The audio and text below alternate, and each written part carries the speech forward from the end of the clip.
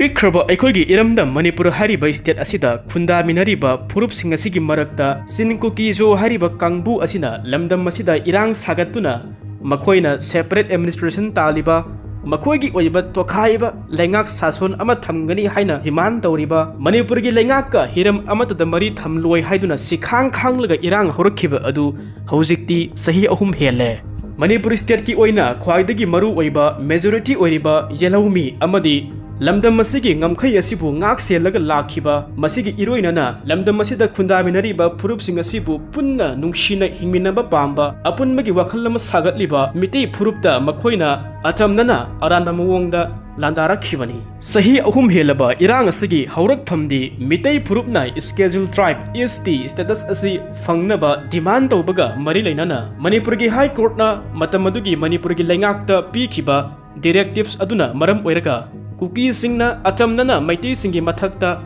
Landa Kibra, Natragana, India Lengaka, Lautunaraga, Atamnana, Proxy War Ama, Satarabra, Haiba Asi, Matam Kaya Ama, Laibak Asigi, Prazamiamna, Wahang Asi, Hangnaraga Lai, Aduba Masi, Nasi Pauba, Paukumdi, Amata Pangbangamdri, Aduna, Sahi Ahumasi, Hela Paubada, Lamda Masida, Lanasi, Luisin Bayabagi, Lambi Amata Udri, Ningsing Bayabadi, Houkhre Sahi, 2023 Megitang Ahumda, Irang adu thokpa haurakpa madugi serak aduda Union Home Minister Amit Shahana Megi tangkun mapanda Manipurda numit humnigi oiba khongsatta mahak lakhi aduga Irang thokliba adu yengsinki madugi matungda mahakna Delhi da hek hankibaga iroinana Manipurgi thokliba lanasi foreign aggression asina thokanmani haina su pankhiba leikhi matamduda Myanmar Bangladesh tagi sangsilakpa kaya amagi khut yauri haina su Lebak asigi khwaidagi wangba democracy gi house oiriba parliament house da phongdokhiba su leikre asumna matam aduda foreign aggression na thohan mani hairagasu madubu laksinaba sabsaba thabakti amata paikhatkhiba leite madugi matungda matam khara leiraga Union Home Minister Amit Shahana su amuk phongdokhi madudi Manipur da tholiba irang asi masi terrorism ama natte masi phurup ani gi marakta thokpa communal class amani haina su phongdokhi Aduna Maduda Amit Shahana Phongdokhiba Waphamadu Mamangda Mahakna Haikhiba Aduga Manadaba Yamna Taiwanaba Habadu Waiki Masina Amuke Henna Prazamiyamda Singnaba Samamnaba Adu Pawali Matawasum Tauna Ngaihak Laitana Mathong Maram Kangdaba Thakta Wapham Kaya Amat Thamduna Manipurgi Irang Asi Ngasi Phawba Loisindabida Lakli Asumna Centergi Luchingba Sing Asina Ngaihak Ki Oiba Makhoi Aningba Apamba Phongdokpa Asina Lamdam Masigi Yellow Purup Singadudi Kaknaunare Foreign aggression na thohan mani hairam badagi masi terrorism ama natte masi wakhal manadaba fundamental ba proof singasi ki marakta thokpa kanglup ki oiba lan amani hairakliba asi nungi oiba wahan thok adu karino matawasum tauna masina mayak singna takpadi manipur da thokliba irang manipur gi lan asi india lengak na masi lumna lode haibani makoina ngaihak ki oiba makoi gi aningba apam ba pangang da ngangba thabok tawraga lakpa asina lamdam masida loiba naidaba lantham ama oihellabra haibaga asigi singnaba Leihale. Adum Oinamak, Manipur the Hosik, Tangdu Laitadriba, Santi Hanjindriba Masigi, Sairak Asida, Yama Tazadaba Mawonda, Manipur dagi, Tokai Tazarage, Haiduna, Irang, Hobadi Yaugiba, Sin Kuki Zo, Purup Singasigi Manungda, Ama Oiriba, Zomi Purupki Oina, Zomi Luchingba Sing, Imphal that Laktuna, Manipurgi Chief Minister, Y Khemchand Unakre, Makoina, Chief Minister, Y Khemchand Unaba Aduda, Makoina, Lamda Masida, Santi Amadi, Hanagumna, Ing Sikpa Asi, Hanjinba Pami, Haiduna, Phongdokre, Hairi. Masi tasengna hairagadi Manipur dagi tongan tajarage haiduna separate administration amagi manglan amagi makhada irang sagatuna lamdam masida nena tadaba charangnaba irang thohaliba asida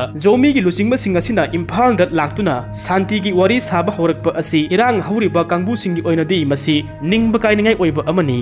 Masi Taubabudi, Matam Kuiraba, Sahi Ahum Helaba, Loisindana Lakiba Manipurgi Irang asi Loisinduna, Lamdam Masida, Ing Sikpa, Lamdam Ama, Puraknaba, Chief Minister Y Khemchand Luchingba, Manipurgi Lengakna, Honoriba asi Aikoina, Taram na Opham Thoi. Masigi, Singthaningai Oiba, Khongthang Ama Oina, Surachandpur district base tauba Zomi Phurupki tongan ba Luchingba singadu Imphal dat laktuna Chief Minister Y Khemchand ga hak thengnana phaminaduna wari sanakhibani hairi Chief Minister Y Khemchand ga unaduna wari sanaba lakhiba Zomi gi Luchingba sing adugi makhoi gi mihut kangbu sing adu Unified Zo Organization Zomi Chief Association amadi Zomi Council gi mihut singni aduga amana Chief Minister ga Zomi Phurupki Luchingba sing aduga unaba matamda ruling party gi atopa MLA sing yaubadi ukhide adum oinamak thanga kendra gi MLA Tongbram Robindro di saruk yaba ukhi aduga amana hena nungairibadi Imphal da lakhiba Zomi Furup ki Luchingba sing adugi maikai dagi phongdok khibada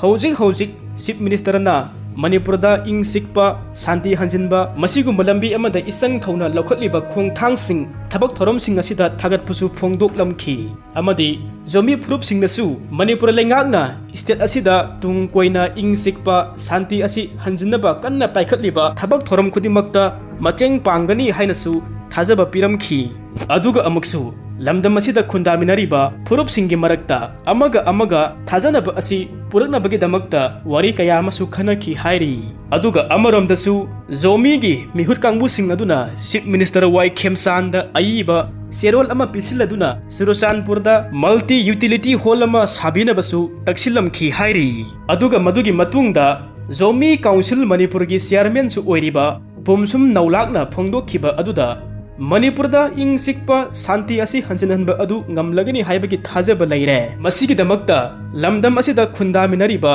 Furup singasa amatu oina punsinba aikoi amatu oina honaminaba adu changi hainasu phongdoklamki mahakna amuksu asumna makha takhibada aikoi masel amaga unaduna wari watai sanaba pau phaunaba asi tangai phadaba lei lamdam masi saukhat maikaida manglomda changsinnabagi damakta aikoi punna amuktang miyang thamsi aduna Zomi Furup ki Luchingba kangbu asina Imphal da laktuna Chief Minister ga unaduna wari sanakhiba asi yamna meaningful oiba amani hainasu phongdokhi amadi Manipur gi lengakna Zomi Furup ki Luchingba sing asibu harauta yamna okpi bagi damaktasu thagat waisu phongdoklamki aduga nakallamaromda Zomi Furup ki mihut kangbu sing adugi marakta yaurakhiba leikidraba MLA Bungjagil Balte gi masanupa Joseph Balte na phongdokhibada lamdam asida ing sikpa santi hanjinba asi ngamnabagi damakta masigi pandamda tongan ba Zomi singi Luchingba sing adu Chief Minister khemchand asi unanabagi damakta Imphal da lakhibani hairi Zomi Council Manipur asi Zomi singi tongan ba lup nipan gi apunba lup amani su hai Surachandpur district ta Manipur lengakna hojik paikhatliba tongan ba saukhat thaurang singi thabakki matangda Chief Minister asi unaduna wari sanaba amadi aikoi maselgi marakta mangkhraba mari amadi amaga thajanaba adu amuk hanna thamnabagi damakta masigi pandamda Surachandpur dagi makhoi Imphal da lakpani hainasu phongdokhi aduga nakallamaromda makha tana Zomi Council gi Secretary Information and Publicity gi thausu puriba Mary Joseph Bungna phongdokhibada sahi ahum helabagi matungda Imphal da lakpa phangba asa masi wakhal yamna chawthokhalli ngasigi asina ahanba oiraga matam kuina lapthoknaruraba sing amadi tamgi mari asi amuk nauna semgatpa amadi masi amuk sesinba hauragani haibagi thajabasu lei hanasu phongdokhi masiga iroinana wari watai sing asi sanaraga yasinaba purakpa haibasa masina amata ngairaba khwaidagi faba lambi ama oigani su haina phongdokhi lamdam masida ing sikpa santi hanjinba asumba puraknabagi damakta aikoi punna amatu oina honamina si haina su phongdokhi aduga masigi sairak asida thajaba yaba mafamdagi phangba paw amana Kangpokpi da kuki khulai paiba lalauba singi Unified Command gi lamjing makhada Kangpokpi da leiriba kuki miyam gi oiba mifam ama pangthokre haibagi paw amana report tauri mifam aduda Kangpokpi district laiba tongan ba kuki singi oiba CSO sing maming oina palabada silka kotu amadi KIS haisna singba lup singi mihut singna saruk yaraga pangthokhibani hairi aduga kuki khulai paiba lalhoba singi oina makhoi gi maikaida KNFP KRA KNA KRF KRAU KNFN gi mihut sing kaya amana madugi meeting aduda saruk yakhi hairi madugi meeting aduda sahi ahum helaba kuki amadi mitei gi marakta ungkhanaraga lakhiba misi mina phawba thoktuna tamthiba hingsa gi oiba violence asi thoklaga lakhiba adu loisinabagi damakta wari kaya ama khana khi hairi aduga masiga iroinana Manipur ki Chief Minister Y khemchand bu Kangpokpi District Headquarter da lakliba August ki tang 9 da lakpinaba sepau piba hainasu madugi meeting aduda saruk yakhiba sing aduna yetnaba leitana warep houkhre hainasu report asina palli kuki singi marakta Chief Minister Kangpokpi da lakpinabagi damakta sepau pibagi warep amadi ꯐꯨꯔꯨꯞꯀꯤ ꯑꯣꯏꯕ ꯏꯔꯥꯡ ꯑꯁꯤ ꯂꯣꯏꯁꯤꯟꯅꯤꯡꯕꯒꯤ ꯑꯄꯥꯝꯕ ꯂꯩꯔꯦ ꯍꯥꯏꯕ ꯑꯁꯤꯒꯤ meeting ꯑꯁꯤꯅ ꯏꯪꯒꯤꯠ ꯈꯔꯗꯤ ꯄꯤꯔꯤ꯫ ꯑꯗꯨꯝ ꯑꯣꯏꯅꯃꯛ ꯃꯤꯇꯩ ꯑꯃꯗꯤ ꯅꯥꯒꯥꯁꯤꯡꯒ ꯀꯨꯀꯤꯁꯤꯡꯅ ꯈꯠꯅꯔꯒ ꯂꯩꯕ, ꯎꯪꯈꯠꯅꯔꯒ ꯑꯗꯨꯝ ꯂꯩꯕ ꯑꯁꯤ ꯇꯨꯡ ꯀꯣꯏꯕ ꯌꯥꯔꯣꯏꯗꯕ ꯐꯤꯚꯝ ꯑꯃꯗ ꯂꯥꯛꯄ ꯑꯁꯤꯅ ꯃꯔꯝ ꯑꯣꯏꯔꯒ ꯃꯈꯣꯏꯅ ꯑꯁꯤꯒꯨꯝꯂꯕ ꯈꯣꯡꯊꯥꯡ ꯑꯁꯤ ꯂꯧꯔꯛꯄ ꯑꯣꯏꯒꯅꯤ ꯍꯥꯏꯕ ꯑꯁꯤ ꯊꯥꯖꯅꯤꯡꯉꯥꯏ ꯑꯣꯏ꯫ ꯑꯗꯨꯝ ꯑꯣꯏꯅꯃꯛ ꯃꯇꯥꯡ ꯑꯁꯤꯗ ꯂꯥꯛꯆꯅꯤꯡꯕꯗꯤ ꯃꯅꯤꯄꯨꯔ ꯑꯁꯤꯕꯨ ꯊꯨꯒꯥꯏꯔꯒ ꯇꯣꯉꯥꯟꯕ ꯂꯩꯉꯥꯛ ꯁꯥꯁꯣꯟ ꯑꯃ ꯗꯤꯃꯥꯟ ꯇꯧꯔꯤꯕ ꯇꯣꯉꯥꯟꯕ ꯌꯨꯅꯤꯌꯟ ꯇꯦꯔꯤꯇꯣꯔꯤ ꯅꯠꯇ꯭ꯔꯒꯅ ꯁ꯭ꯇꯦꯠ ꯑꯃ ꯁꯦꯝꯒꯅꯤ ꯍꯥꯏꯗꯨꯅ ꯁ꯭ꯇꯦꯠ ꯐꯣꯔꯁ ꯑꯃꯗꯤ ꯃꯤꯇꯩ ꯑꯃꯁꯨꯡ ꯅꯥꯒꯥꯒꯤ ꯃꯊꯛꯇ ꯈꯨꯠ ꯊꯥꯗꯨꯅ ꯃꯈꯧ ꯄꯣꯡꯅ ꯃꯇꯝ ꯑꯃꯠꯇꯗ ꯃꯤꯇꯩ ꯑꯃꯁꯨꯡ ꯅꯥꯒꯥ ꯑꯁꯤ ꯂꯥꯟꯊꯦꯡꯅꯕꯗ ꯑꯀꯤꯕ ꯑꯃꯠꯇ ꯂꯩꯇꯦ ꯍꯥꯏꯅ ꯂꯧꯔꯝꯕ ꯀꯥꯡꯕꯨ ꯑꯃꯅ ꯑꯍꯤꯡ ꯑꯃꯗ ꯈꯨꯗꯛꯇ ꯁꯥꯟꯇꯤ ꯊꯝꯕ ꯑꯃꯗꯤ ꯃꯅꯤꯄꯨꯔꯒꯤ ꯃꯍꯧꯁꯥꯒꯤ ꯏꯪꯕ ꯇꯞꯄ ꯐꯤꯚꯝꯗ ꯑꯃꯨꯛ ꯍꯟꯖꯤꯜꯂꯛꯄ ꯑꯁꯤ ꯀꯔꯤꯒꯤ ꯄꯥꯝꯂꯤꯕꯅꯣ ꯍꯥꯏꯕꯁꯤ ꯑꯩꯈꯣꯏꯅ ꯌꯥꯝꯅ ꯀꯨꯞꯅ ꯌꯦꯡꯁꯤꯟꯕ ꯑꯃ ꯆꯨꯝꯃꯤ꯫ ꯃꯁꯤꯒꯤ ꯃꯔꯝꯗꯤ ꯃꯅꯤꯄꯨꯔꯗ ꯊꯣꯛꯈꯤꯕ ꯀꯥꯡꯂꯨꯞꯀꯤ ꯑꯣꯏꯕ ꯍꯤꯡꯁꯥꯒꯤ ꯑꯣꯏꯕ ꯏꯔꯥꯡ ꯑꯗꯣ ꯃꯔꯝ ꯆꯥꯗꯅ ꯍꯧꯔꯛꯈꯤꯕ ꯏꯔꯥꯡ ꯑꯃꯗꯒꯤ ꯆꯍꯤ 3 ꯍꯦꯟꯅ ꯃꯅꯤꯄꯨꯔ ꯑꯁꯤꯗ ꯀꯥꯡꯈꯣꯡ ꯆꯥꯏꯕ ꯆꯔꯥꯡꯅꯕ ꯀꯌꯥ ꯑꯁꯤ ꯊꯣꯛꯂꯒ ꯂꯩꯔꯤꯕ ꯑꯁꯤꯒꯤ ꯃꯇꯨꯡꯗ ꯍꯧꯖꯤꯛꯅ ꯑꯃꯨꯛ ꯁꯥꯟꯇꯤ ꯄꯥꯝꯂꯦ ꯆꯤꯡꯃꯤ ꯇꯝꯃꯤ ꯑꯅꯤꯒꯤ ꯃꯔꯛꯇ ꯂꯩꯔꯝꯕ ꯊꯥꯖꯅꯗꯕ ꯀꯌꯥ ꯑꯗꯨ ꯈꯨꯗꯛꯇ ꯇꯥꯏꯁꯤꯟꯅꯗꯨꯅ ꯅꯨꯡꯁꯤꯕꯒꯤ ꯃꯔꯤ ꯁꯥꯒꯠꯁꯤ, ꯋꯥꯔꯤ ꯁꯥꯅꯁꯤ ꯍꯥꯏꯔꯛꯄ ꯑꯁꯤꯒꯤ ꯃꯤꯀꯨꯞꯇ ꯇꯁꯦꯡꯅ ꯃꯅꯤꯄꯨꯔꯗ ꯁꯥꯟꯇꯤ ꯑꯁꯤ ꯂꯥꯛꯂꯒꯅꯤ ꯍꯥꯏꯅ ꯑꯩꯈꯣꯏꯅ ꯊꯥꯖꯕ ꯑꯗꯨ ꯈꯤꯇꯪ ꯉꯟꯃꯟꯒꯅꯤ ꯍꯥꯏꯅ ꯈꯜꯂꯤ꯫ ꯃꯁꯤꯒꯤ ꯃꯔꯝꯗꯤ ꯀꯨꯀꯤꯁꯤꯡꯅ ꯁꯦꯄꯔꯦꯠ ꯑꯦꯗꯃꯤꯅꯤꯁꯇ꯭ꯔꯦꯁꯟ ꯍꯥꯏꯅ ꯀꯣꯏꯂꯥꯎ ꯂꯥꯎꯔꯝꯕ ꯗꯤꯃꯥꯟ ꯑꯁꯤ ꯇꯁꯦꯡꯕ ꯀꯨꯀꯤꯖꯣ ꯃꯤꯌꯥꯝꯒꯤ ꯑꯄꯥꯝꯕꯔꯥ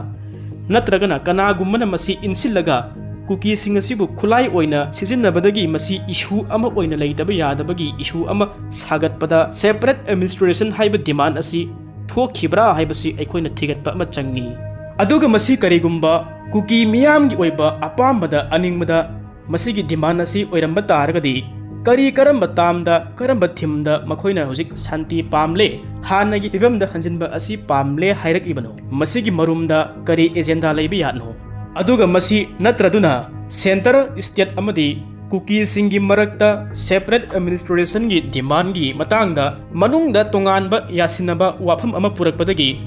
ꯃꯈꯣꯏꯅ ꯋꯥꯔꯤ ꯁꯥꯅꯁꯤ ꯍꯥꯏꯔꯛꯂꯤꯕ꯭ꯔꯥ ꯍꯥꯏꯕꯗꯨ ꯃꯅꯤꯄꯨꯔꯒꯤ ꯃꯤꯌꯥꯝꯅ ꯃꯁꯤꯒꯤ ꯃꯇꯥꯡ ꯑꯁꯤda ꯌꯥꯝꯅ ꯀꯨꯞꯅ ꯁꯦꯟꯅꯕꯒꯤ ꯃꯇꯝ ꯑꯗꯨ ꯑꯣꯏꯔꯦ꯫ ꯏꯔꯥꯡ ꯑꯁꯤꯅ ꯃꯔꯝ ꯑꯣꯏꯔꯒ ꯃꯐꯝ ꯈꯪꯗꯅ ꯃꯥꯡꯈ꯭ꯔꯕ ꯑꯁꯤꯕ ꯍꯛꯆꯥꯡꯒꯤ ꯁꯔꯨꯛ ꯃꯁꯠ ꯑꯃ ꯐꯥꯎꯕ ꯐꯪꯈꯤꯗ꯭ꯔꯕ ꯑꯃꯗꯤ ꯁꯤꯈ꯭ꯔꯕ꯭ꯔꯥ ꯅꯠꯇ꯭ꯔꯒ ꯍꯤꯡꯂꯤꯕ꯭ꯔꯥ ꯍꯥꯏꯕ ꯑꯁꯤ ꯈꯪꯗꯅ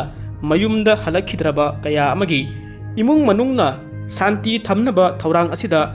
ꯀꯔꯤ ꯍꯥꯏꯔꯛꯀꯗꯧꯔꯤ ꯍꯥꯏꯕꯁꯤ ꯋꯥꯍꯪ ꯑꯣꯏ꯫ ꯑꯗꯨꯅ ꯃꯁꯤ ꯇꯁꯦꯡꯅ ꯍꯥꯏꯕ ꯇꯥꯔꯒꯗꯤ ꯌꯥꯝꯅ ꯀꯨꯞꯅ ꯊꯤꯒꯠꯄ ꯑꯃ ꯆꯪꯉꯤ꯫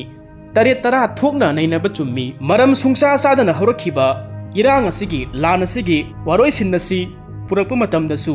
ꯃꯔꯝ ꯆꯥꯗꯅ ꯋꯥꯔꯣꯏꯁꯤꯟ ꯑꯁꯤ ꯄꯨꯔꯛꯅꯕ ꯍꯣꯠꯅꯕ ꯇꯥꯔꯒꯗꯤ ꯃꯗꯨꯅ ꯍꯦꯟꯅ ꯁꯥꯊꯤꯕ ꯂꯥꯟ ꯑꯃ ꯑꯃꯨꯛ ꯃꯇꯨꯡꯗ ꯃꯅꯤꯄꯨꯔꯒꯤ ꯂꯩꯔꯤꯕ ꯖꯦꯂꯧ ꯐꯨꯔꯨꯞꯁꯤꯡ ꯑꯁꯤꯅ ꯑꯃꯨꯛꯇꯗ ꯍꯧꯔꯛꯂꯣꯏ ꯍꯥꯏꯅꯤꯡꯉꯥই ꯂꯩꯇꯦ꯫ ꯃꯇꯥꯡ ꯑꯁꯤꯗ ꯄꯟꯕ ꯌꯥꯕ ꯑꯃꯗꯤ ꯀꯨꯝꯖꯥ 2023 ꯃꯦ ꯍꯧꯒꯠꯂꯛꯄ ꯑꯗꯨꯋꯥꯏꯗ ꯃꯅꯤꯄꯨꯔ ꯑꯁꯤꯗ ꯊꯣꯛꯂꯤꯕ ꯂꯥꯟ ꯑꯁꯤ ꯀꯨꯀꯤꯁꯤꯡꯅ ꯊꯣꯛꯍꯟꯕ ꯂꯥꯟ ꯑꯃ ꯑꯣꯏꯅ ꯃꯅꯤꯄꯨꯔꯒꯤ ꯃꯤꯌꯥꯝꯅ ꯎꯔꯝꯕ ꯑꯗꯨ 2025 ꯍꯧꯒꯠꯂꯛꯄ ꯑꯗꯨꯋꯥꯏꯗ ꯃꯗꯨꯒꯤ ꯃꯇꯝꯗ ꯃꯁꯤꯒꯤ ꯂꯥꯟ ꯑꯁꯤ ꯀꯨꯀꯤꯁꯤꯡꯅ ꯊꯣꯛꯍꯟꯕ ꯅꯠꯇꯦ, ꯀꯨꯀꯤꯁꯤꯡ ꯑꯁꯤꯕꯨ ꯈꯨꯠꯂꯥꯏ ꯑꯣꯏꯅ ꯁꯤꯖꯤꯟꯅꯔꯒ ꯃꯈꯣꯏꯁꯤꯡ ꯑꯁꯤꯕꯨ ꯏꯟꯁꯤꯜꯂꯒ ꯑꯃꯗꯤ ꯈꯨꯅꯦꯛ ꯑꯣꯏꯅ ꯊꯝꯂꯒ ꯃꯅꯤꯄꯨꯔ ꯑꯃꯁꯨꯡ ꯌꯨꯝꯊꯪꯅꯔꯤꯕ ꯂꯩꯕꯥꯛ ꯃ꯭ꯌꯥꯟꯃꯥꯔ ꯃꯅꯨꯡꯗ ꯑꯈꯟꯅꯕ ꯃꯈꯣꯏꯒꯤ ꯄꯥꯟꯗꯝ ꯑꯃꯒꯤ ꯃꯈꯥꯗ ꯃꯅꯤꯄꯨꯔ ꯑꯁꯤꯗ ꯀꯥꯡꯈꯣꯡ ꯆꯥꯏꯍꯟꯗꯨꯅ ꯑꯃꯒ ꯈꯠꯅꯍꯟꯗꯨꯅ ꯏꯟꯗꯤꯌꯥꯒꯤ ꯑꯣꯏꯕ ꯃꯅꯨꯡꯒꯤ ꯄ꯭ꯔꯣꯛꯁꯤ ꯋꯥꯔ ꯑꯃ ꯅꯠꯇ꯭ꯔꯒꯅ ꯃ꯭ꯌꯥꯟꯃꯥꯔꯒꯤ ꯈꯨꯠꯂꯥꯏ ꯄꯥꯏꯔꯤꯕ ꯂꯥꯜꯍꯧꯕꯁꯤꯡ ꯑꯁꯤꯅ ꯁꯥꯟꯅꯕ ꯃꯅꯨꯡꯒꯤ ꯑꯣꯏꯕ ꯂꯤꯂꯥ ꯑꯃꯅꯤ ꯍꯥꯏꯕꯁꯤ ꯃꯤꯌꯥꯝꯅ ꯈꯪꯅꯔꯒ ꯂꯥꯛꯂꯕꯅꯤ꯫ ꯃꯔꯝ ꯑꯁꯤꯅ ꯊꯣꯛꯂꯤꯕ ꯂꯥꯟ ꯑꯁꯤꯒꯤ ꯗꯤꯔꯦꯛꯁꯟ ꯑꯁꯤ ꯃꯌꯣꯜ ꯑꯃꯗ ꯍꯣꯡꯕ ꯍꯧꯔꯛꯈꯤꯕꯅꯤ꯫ ꯑꯗꯨꯒ ꯑꯃꯅ ꯍꯥꯟꯅ ꯀꯨꯀꯤꯁꯤꯡꯒꯤ ꯃꯥꯏꯀꯩꯗ ꯂꯥꯟ ꯄꯥꯡꯂꯝꯕ ꯖꯧꯃꯤ, ꯃꯥꯔ, ꯃꯤꯖꯣ, ꯄꯥꯏꯇꯦ ꯍꯥꯏꯔꯤꯕ ꯐꯨꯔꯨꯞꯁꯤꯡ ꯑꯁꯤ ꯀꯨꯀꯤ ꯍꯥꯏꯔꯤꯕ ꯑꯝꯕ꯭ꯔꯦꯂꯥ ꯑꯁꯤꯒꯤ ꯃꯈꯥꯗ ꯂꯥꯟ ꯁꯣꯛꯅꯕ ꯑꯁꯤ ꯄꯥꯝꯗꯕꯗꯒꯤ ꯑꯃꯗꯤ ꯃꯈꯣꯏꯒꯤ ꯄꯥꯟꯗꯝ ꯑꯁꯦ ꯃꯌꯦꯛ ꯁꯦꯡꯗꯕ ꯂꯥꯟꯗ ꯃꯇꯝ ꯃꯥꯡꯅ ꯁꯔꯨꯛ ꯑꯁꯤ ꯌꯥꯅꯤꯡꯗꯕꯗꯒꯤ ꯃꯈꯣꯏꯁꯤꯡ ꯑꯁꯤ ꯃꯊꯪ ꯍꯟꯗꯣꯛꯅꯈ꯭ꯔꯦ꯫ ꯑꯗꯨꯅ ꯃꯇꯨꯡ ꯇꯥꯔꯛꯄꯗ ꯑꯑꯣꯟꯕ ꯑꯍꯣꯡꯕ ꯈꯔꯗꯤ ꯂꯥꯛꯀꯗ꯭ꯔꯥ ꯍꯥꯏꯕꯁꯤ ꯊꯥꯖꯩ꯫ ꯑꯗꯨꯅ ꯃꯁꯤ ꯑꯣꯏꯅꯤꯡꯕ ꯑꯣꯏꯔꯕꯁꯨ ꯀꯨꯀꯤꯒꯤ ꯑꯝꯕ꯭ꯔꯦꯂꯥ ꯃꯈꯥꯗ ꯂꯩꯕ ꯖꯣꯃꯤ ꯍꯥꯏꯔꯤꯕ ꯐꯨꯔꯨꯞ ꯑꯁꯤꯅ ꯑꯁꯤꯒꯨꯝꯂꯕ ꯐꯖꯔꯕ ꯈꯣꯡꯊꯥꯡ ꯑꯃꯗ ꯂꯥꯛꯄ ꯑꯁꯤ ꯑꯩꯈꯣꯏꯅ ꯇꯔꯥꯝꯅ ꯑꯣꯛꯐꯝ ꯊꯣꯛꯏ꯫